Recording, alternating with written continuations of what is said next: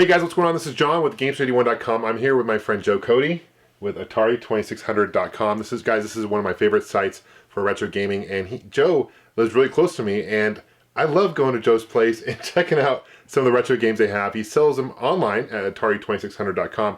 Joe, thanks for being on. Thanks, John. Thanks for coming over today. Good. Great, so tell us about your website, how it started, and kind of where you see the future of it, and what kind of games you carry. Okay, well, I guess the website itself, Atari2600.com, started back in 1995. Mm-hmm. And in 1998, I purchased the business from a friend, and I've been running it now for the last 14 years. And you're right, we do carry a lot of video games here, John. A lot. We do. Well, I know initially you didn't carry any NES stuff, right? But then you kind of started carrying Nintendo stuff later on. Yeah, that's right. We've talked about that before, where originally we were really focused on the Atari products, and Nintendo was something that came along, I guess it's probably been 5 or 8 years ago. But still a large focus of the business is on the earlier stuff, Atari and Intellivision, ColecoVision, and some of the other game systems, that were from the 1970s and 1980s, the early period. What kind of trends in retro gaming are you seeing? Is there one particular retro system that people are kind of more focusing on than the other, or are you kind of seeing, what are you seeing in the trends? Yeah, that's a good question, and I get that question quite a bit, but I would say that right now, what I've noticed as being popular with increasing prices and demand is really the original Nintendo system. The prices on it seem to be constantly rising, sometimes small amounts, and sometimes they leap upward. You don't see that type of explosive pricing growth with the older game systems, where the prices are a little bit more stable than that. So right. That's kind of a fun market to be in, and it's a good place to collect too. One thing I love about your site, Joe, is you have a lot of loose cartridges, right? Yes. You also have a lot of box cartridges. Yes, and that's your true. pricing is always very fair. So how do you come up with the price of, how do you determine the price of a game or a particular item?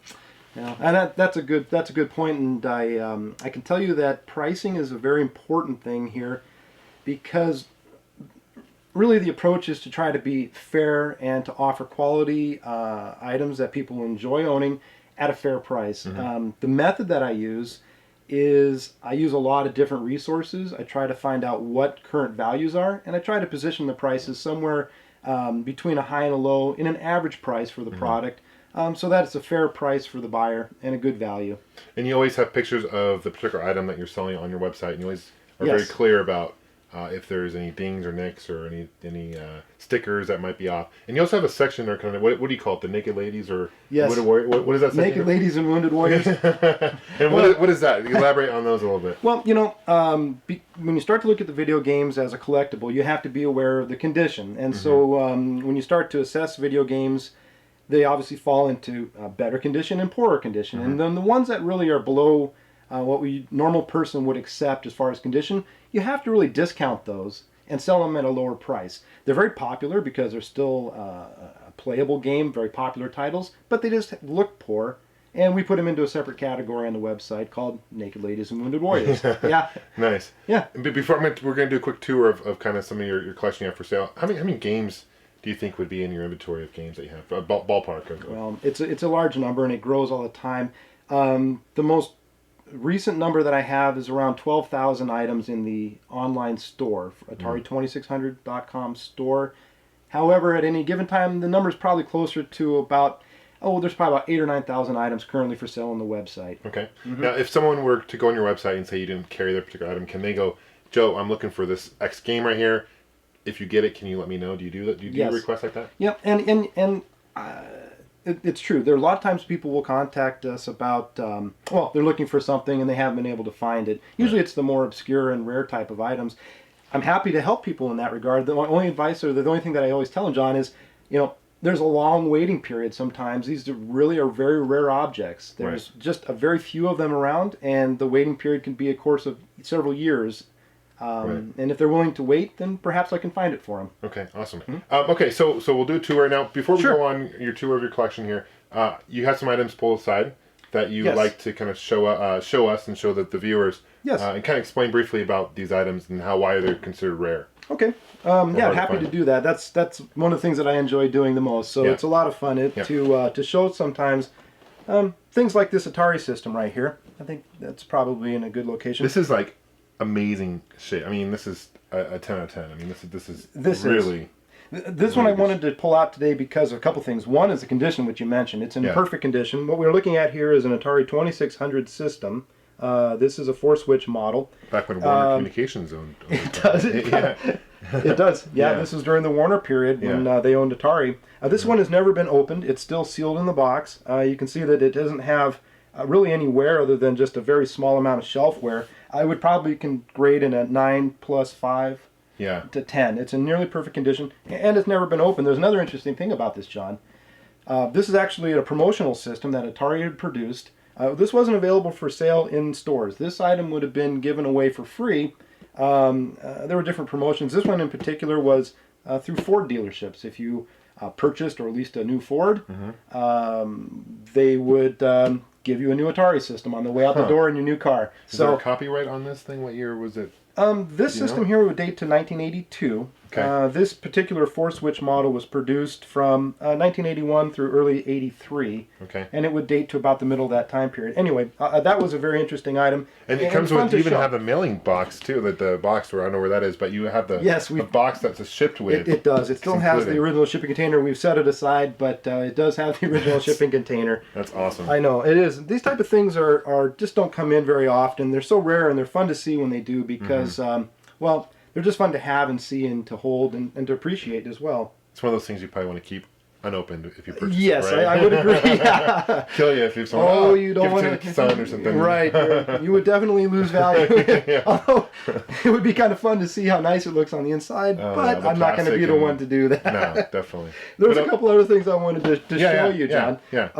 These happen to be some video games for the Atari 2600 system. I pulled them aside because, well, these are kind of notorious games. They're also popular collectibles today, and they're also quite rare.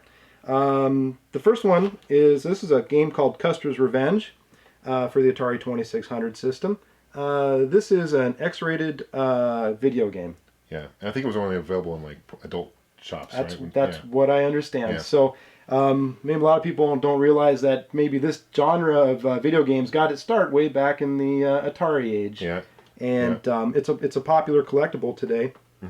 Another, I'll hold these up together. This is just a pair of games. These are also for the Atari 2600.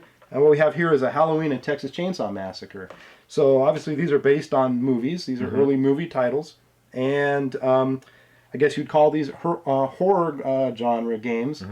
These are hack and slash type games from the Atari era. Which was an unusual genre for that period. And here's a pair of them with the original boxes. With the original box. I mean, Wizard Video Games was the developer.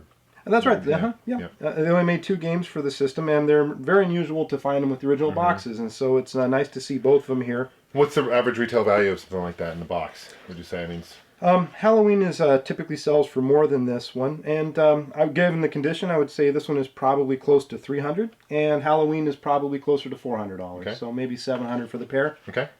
They're quite expensive for early video games. Now this next item is pretty cool. And you know about this one because we talked about it, and you were actually familiar. This one is, again, it's a fun game because of the history behind it. This is Chase the Chuck Wagon. Good condition. I think it is too.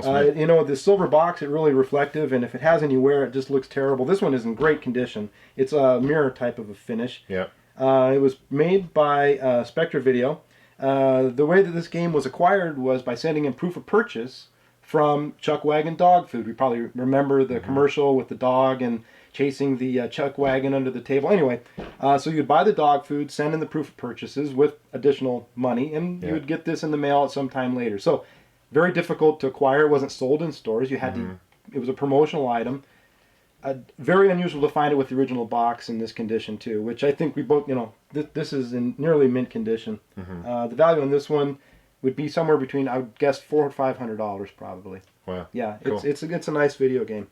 And you also have a couple other games I think over here you wanted to point out too. But we did. There was a couple that I'd also pulled aside. These are 2 other Atari games. The first one is for the Atari 5200 system. Now, the 5200 system was a popular game system. It came out just after the Atari 2600 system. In fact, they were in the market at the same time in 1982. But of the games that were released for the 5200, there is a holy grail. You know, the game that most collectors seek to acquire. Sure. And this is Bounty Bob Strikes Back for the Atari 5200 system. Complete in box. I mean, again, complete in the box. Yes, is mint. I mean, it really is. I mean, the front and the back of the box are in great condition here, and it's a lot of fun to see in the original box because the size of the box is also unusual. Usually, video games are for this system are standard size, and this one is such a large box.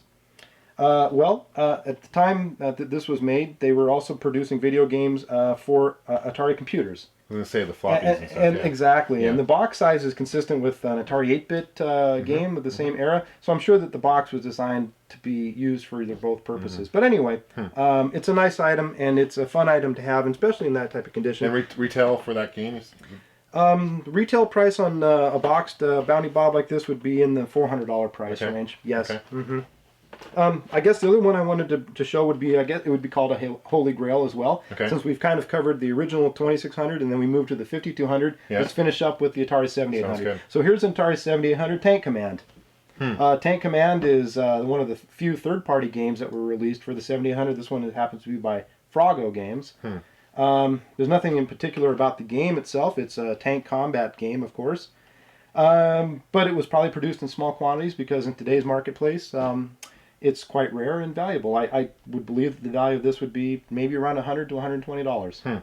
And again, it's in complete in box. Yeah, so. It's in very nice shape. Well, awesome. Joe, let's take a quick tour of some of your collection here. Okay. And again, go to Atari 2600 if you're interested, and they're available for sale there. That's correct. Awesome. Cool. All right, let's go. Thanks.